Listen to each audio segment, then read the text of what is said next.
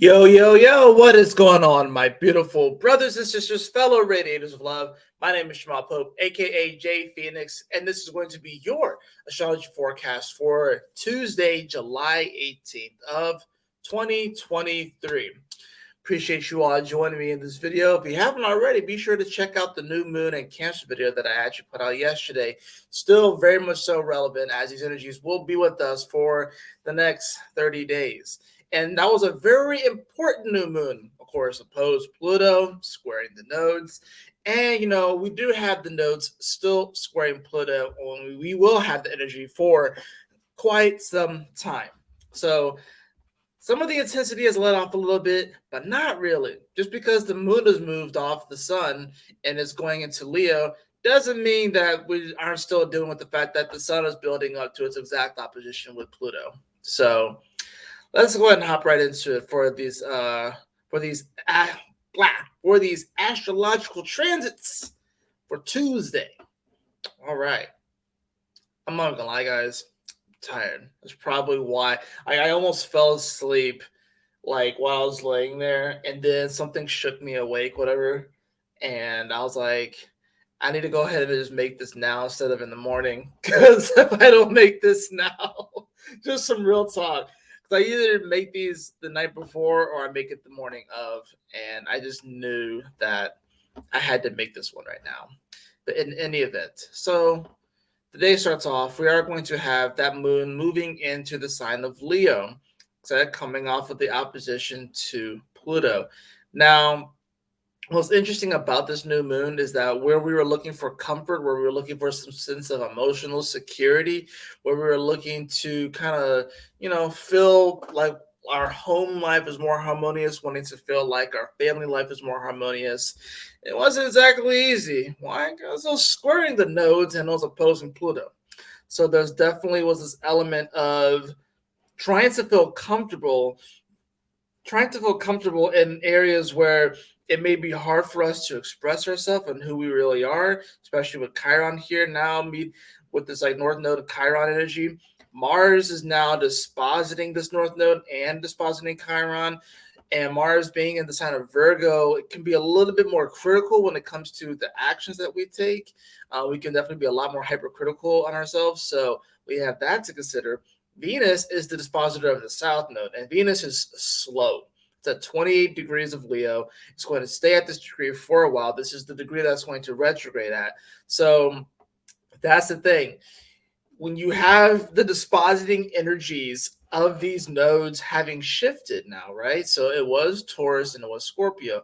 Pluto was the dispositor of the South Node for the longest time. Now it's Venus, right? Venus, of course, is still making the King Kongs over to Pluto, right? Still making that awkward stare from across the room where we're trying to figure out, can we receive love in a world that is changing? Can we receive love and feel love in a world that is changing when there's a sort of rise up against norms. This is rise up against the way the society has been built to this point, different structures, different ways of doing things, different traditions, even.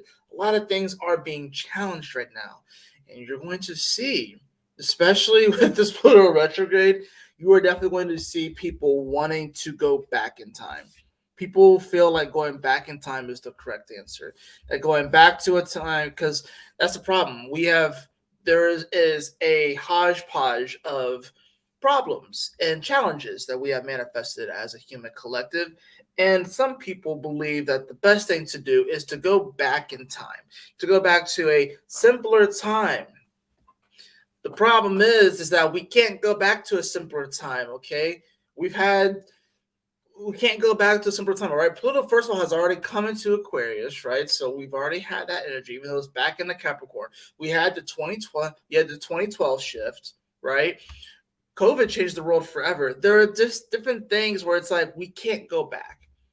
We can't go back. And I think that's one of the biggest themes with this Pluto going back into Capricorn. And it's also one of the biggest themes of the North Node and the South Node squaring this energy and the new moon opposing it is, how can we learn to feel comfortable? How can we learn to feel emotionally secure and just how can we learn to feel these things in a world that we know that has shifted forever, in a world that we know where we are all going to be really what's going to be called into question, what's going to be called up, what the challenges are going to be is to really know who we are and express who we are despite any weird quirks or anything like that we have, despite any of the wounding that may come up from the past and stuff.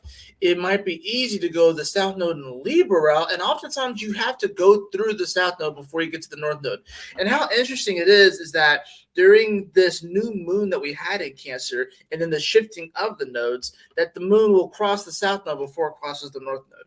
So even a deeper representation of you have to kind of go to the south node in order to get to the north node. You have to go through the challenging moments to kind of get to the quote unquote promised land, if you will. Not that the north node is always necessarily the promised land, but generally it's the spot where you want to like kind of aim for, right? So I think that's very interesting. Now, this moon in Leo is definitely going to give a more positive energy where we're definitely going to want to feel the creativity, feel the love, feel the romance, if you will. You know, it'll get close to conjuncting Mercury, although it's going to be more of a Wednesday aspect. But we also have to consider that's going to go over the degrees that Venus is going to retrograde. So, and like I said, it's also going to be quincunxing the Pisces energy, which the whole Leo Pisces energy has been something that's been very active. It's been probably one of the more active quincunxes I think I've seen in a while. Just this whole axis of like Leo, fiery energy, fixed fire, heart, love, romance, those sort of things, right? And then you have Pisces, this very dreamy world, if you will. This is definitely like a Disney kind of energy, right? It's not Virgo, right? It's not Virgo. It's this Pisces Leo energy, right? Where it can look super magical and right, and it's just like a happily ever after in many ways. But there's a quincunx here, right? That's the thing about it.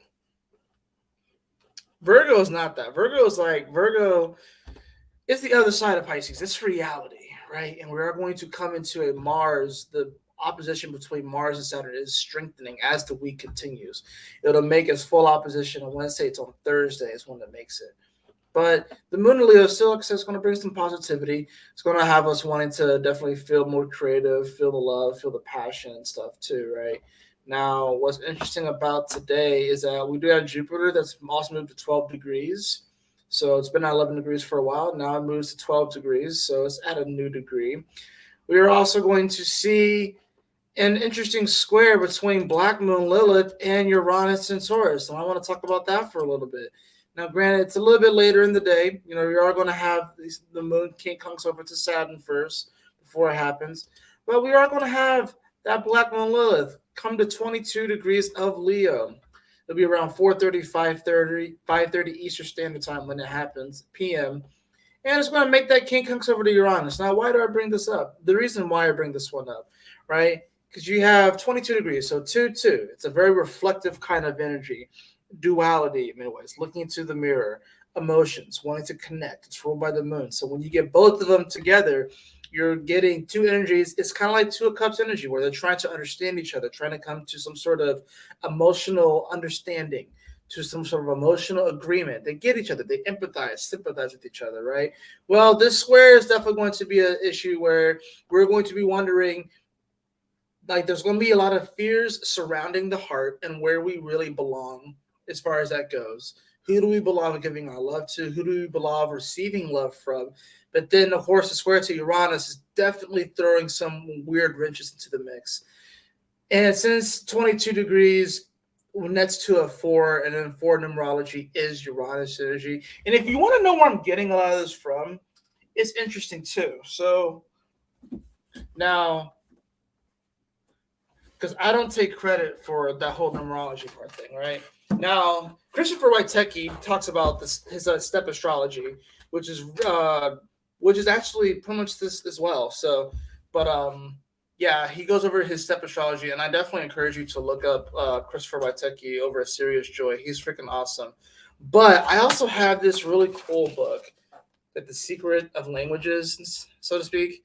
And as I've gone through this, it'll talk about different numbers and what planets they correspond with, right? So, the 1 is the sun, 2 is the moon, 3 is Jupiter, 4 is Uranus, 5 is Mercury, 6 is Venus, 7 is Neptune, 8 is Saturn, 9 is Mars. Now, it doesn't do 10, 11, 12. It doesn't do the other ones. So that's where Christopher Wojtecki steps in, and he talks about what the other numbers mean, what 0 is, what 10, 11, and 12 are. So, no, it's 0, 10, and then 11. So there's 3 others that are missing, right? So Pluto, which is 0. You have 10, which is Taurus energy. It's actually the Earth. And then 11 is Virgo, or Chiron, if you will. So, like I said, I don't take any credit for that. I just like to talk about the numerology aspect because I think it's really important. That's one thing about astrology, too, is that, like, a first decan sun in Cancer is going to be different from a third decan, sun in Cancer, right? So there's differences. And then you can take it down to the numbers as well. They're really important too. So this is going to be an element with this 22 and 22 square, is that we're definitely going to be wanting to try and figure out where exactly we belong in the world, what values we belong to. If this is like dealing with like a romantic aspect, what sort of values that they have that we belong to, what we don't belong to, what do we vibe with, what do we synchronize with. Hey, Leo Bear. Because if you look at the glyph of Aquarius, it's 2 sine waves on top of each other, and they pretty much match each other. They are vibrating at the same frequency, if you will. So when you look at the glyphs, it's actually, there's a lot of esoteric knowledge in each of the glyphs. Aquarius, the 2 sine waves are on top of each other. It's talking about vibration. They could be all different ways, and then they won't be synced up, but they're the same, right? So there's going to be some fears that may come up today when it comes to the matters of the heart, and whether or not we belong with certain situations, certain people, loving certain things. And then, of course, with the square to Uranus here in Taurus, definitely is going to bring up this whole thing about values. But also, of course, you might see things in a larger political sphere, what sort of alliances are established, or may become unestablished, if you will. Especially because it's in this deck and ruled by Saturn too. So it definitely takes on a little bit more like a geopolitical kind of stance. So those fears are going to start to come up. I mean, like I said, Black Moon Lilith moves pretty quickly, so it'll be pretty brief, but it will still come up and it will still trigger this point, right? Of course, the moon is going to be in Leo, like the first decan of Leo for most of the day, which is the decan ruled by the sun, which it just left coming off of the new moon. So we're still dealing with the new moon energies, really. And of course, with Leo, it's definitely going to want to kind of bring some positivity and some light to this. But of course, we also are having to dig deep right now and just do our best to find the courage to continue to move forward and to continue to express ourselves in the face of all of the challenges and the weird energy that we're all facing. We can all feel that the world is shifting forever. And yes, there are a lot of challenges that we need to overcome and that are facing us. Some people's idea of overcoming it is by going back to the past when things seem like they worked better. But the cat's out of the bag, Pandora's box is open, and we can't just stuff in all of the new understanding that we have, the new understanding that we have.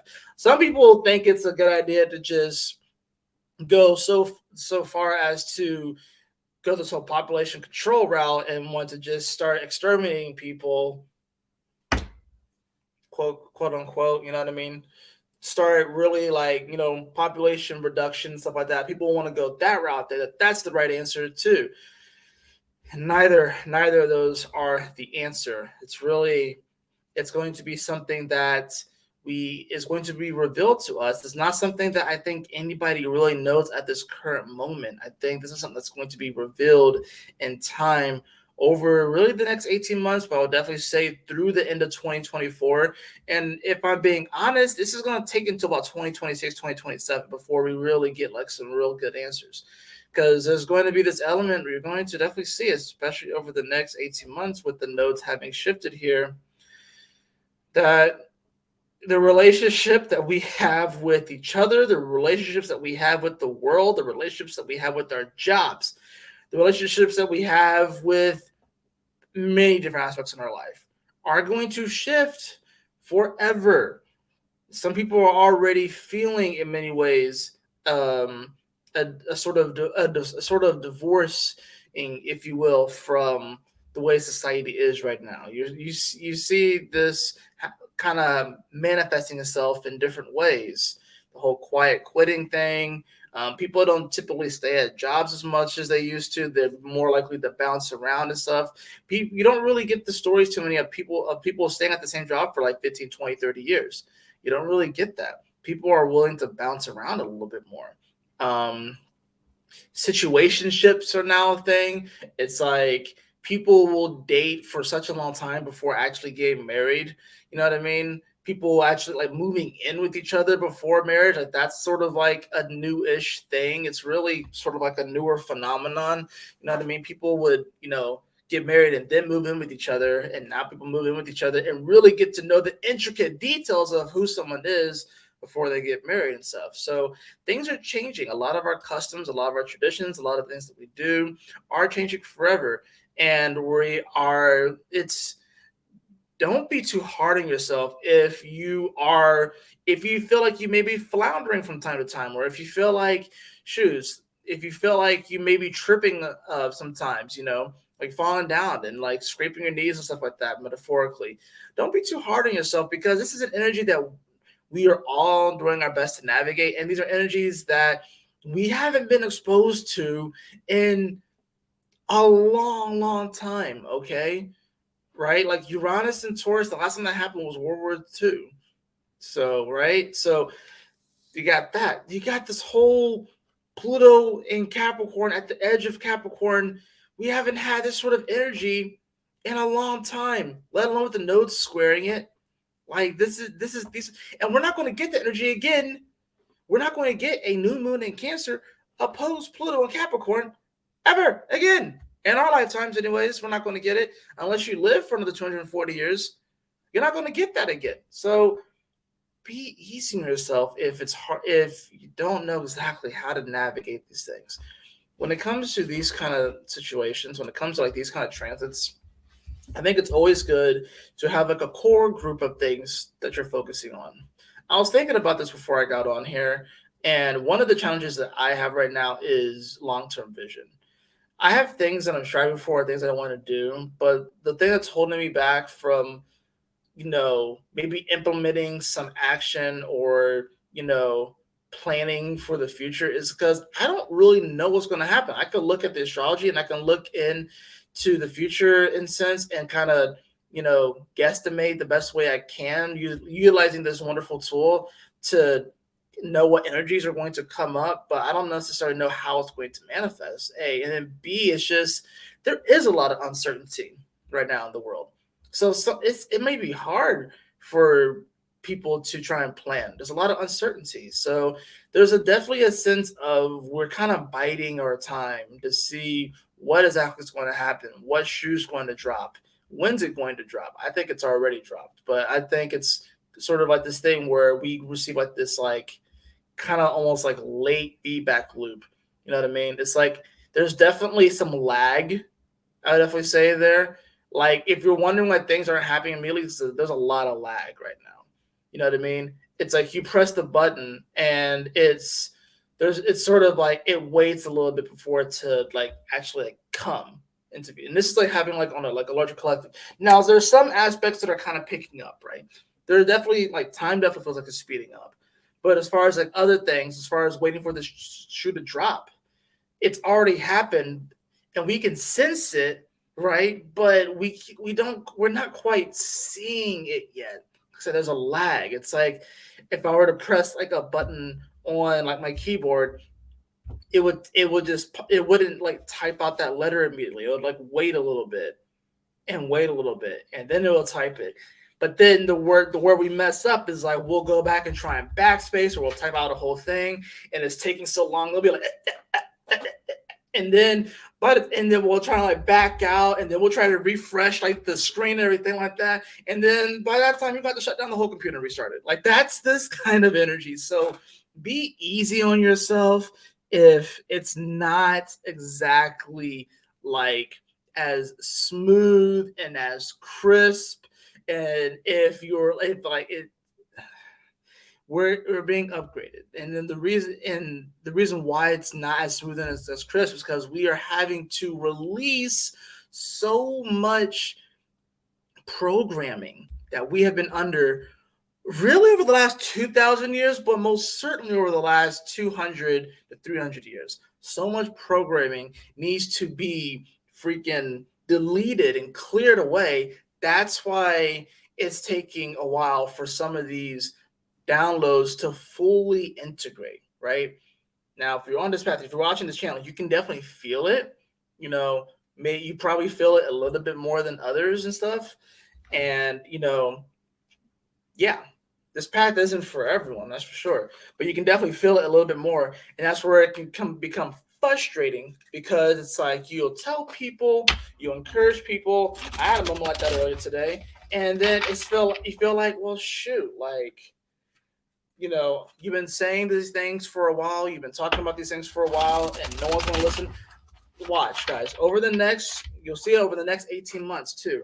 You're going to get more and more people that start to approach you and actually start asking you about the things that you do, the things that you might have been studying. I know that over the next 18 months, I'm going to have more people ask me about astrology than I did like the previous 10 years. More people are going to start asking about it. People in my family and friends, stuff like that. People that know that I study astrology and I make videos and stuff like that. And I know they know about it and stuff. But you're going to see more of that come up. But you're also going to see the opposite too. You're going to see people double down as well. And maybe even, push you even further away. And it's because they're clambering on for some type of emotional security. They are clambering on for some type of sense of comfort. And when you're clambering for a sense of comfort, sometimes you can push certain people away and situations away that could actually benefit you and be positive. But because you're trying to just feel better, so don't be surprised if you see both sides of this. Because if you get one side, you're going to get both. That's just how this reality works. At least for now. Card that we have the Queen of Swords. This talks about Queen of Swords she's very powerful. Look how powerful she is, right?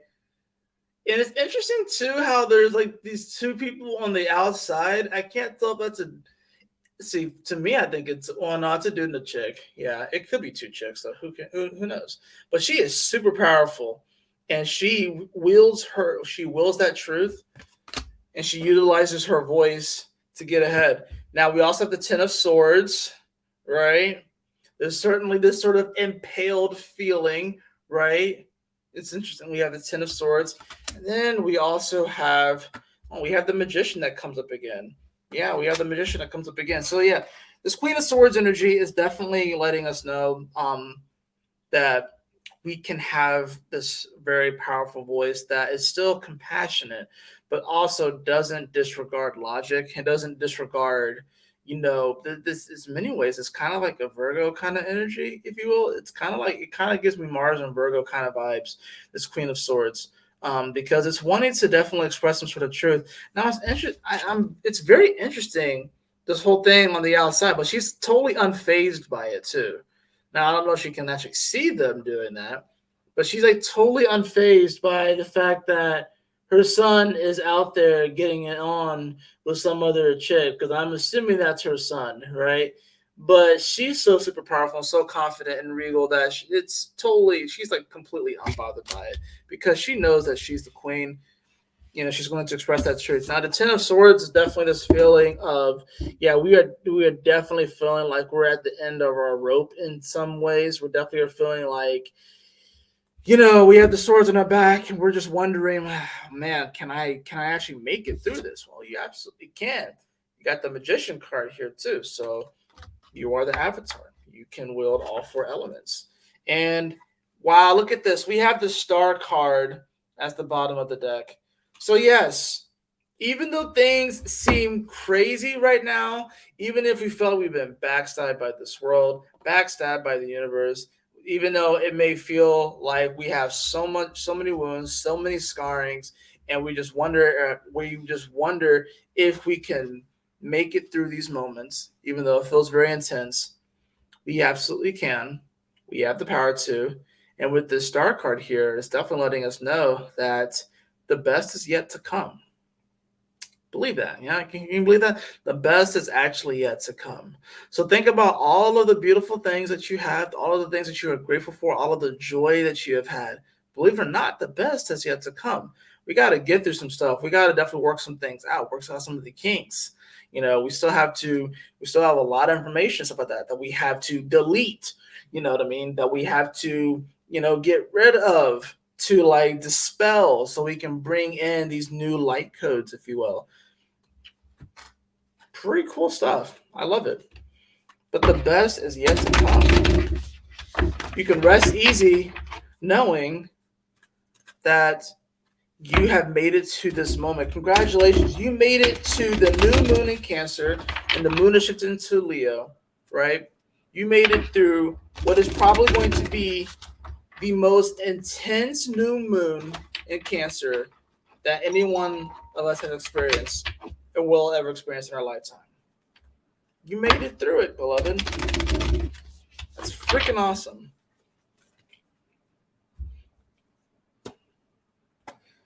Taking shelter, the answers are within. Yeah, there's definitely this feeling where we feel like we have to kind of go within. Take shelter from the craziness around us, right? Because the world right now, I think, can feel a little bit cold.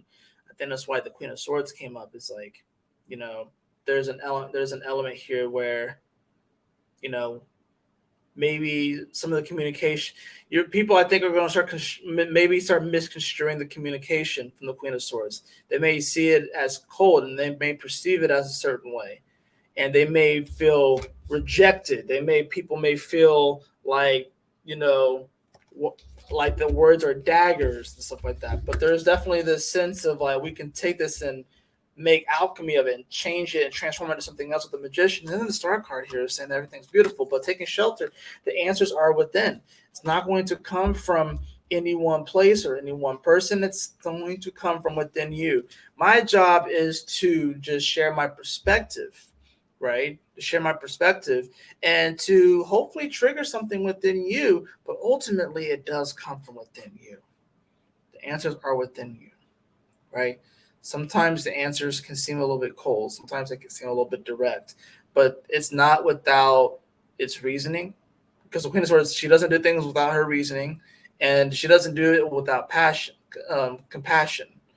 It's just that, we don't want to. There's definitely an element where we can have compassion for people, we can have sympathy for people, but you also need to not do so in a way to where people take advantage of your kindness, right? The Queen of Swords, like her kindness has probably been taken advantage of. So she had to mold herself and build herself up to this point. Not that she's cold, not that she just will reject anything that doesn't go her way, not that she will, just be like, she's like a heartless ruler. It's not that at all. It's stern, it's honest, and it's loving. Sometimes the loving energy is not always, it doesn't always feel good. We like to think that because like you love something or you love someone that it's always going to feel good. No, that's not the case. Sometimes, you got to get right to the point. This Queen of Swords is getting right to the point, right? Don't construe this as like a Ten of Swords energy where you just feel like, you're just being like stabbed, if you will. Ten of Swords is like those scenes in anime. It's a trip in anime, which some of you guys probably won't even get, but it's like the scenes in anime where someone's talking about someone else and it just animates like these different arrows going into the person, and then they fall down because it's like the words are like daggers. That's kind of what this energy is saying. So like, are we going to misconstrue these words as daggers, or are we going to see that there's a deeper truth in here? And are we going to trust that we are the magician of our lives and that we can manifest this beautiful life, this beautiful vision, And do we also know that our star family is out there and that we are receiving these new codes and we are upgrading? And sometimes upgrading, up leveling doesn't always feel good, right? It's like we're having to shed our skin in many ways. So we're all going to be a little more sensitive. It makes sense. So have some compassion on yourself, have some grace. We are all pretty raw right now. We all are pretty sensitive right now. So that's why I think it's important to rest, take shelter, and just allow yourself to be. That is going to do it for your astrology forecast today. I hope that you all enjoyed it. If you did, please like, share, and subscribe. I definitely appreciate it. And if you like a personal reading with me, beloved, you can follow the link in the description below to my website, jphoenix.com. And as always, I will see you all on the next astrology forecast for Wednesday. Y'all take care. Stay blessed. I'll see y'all later. Peace out. Sayonara.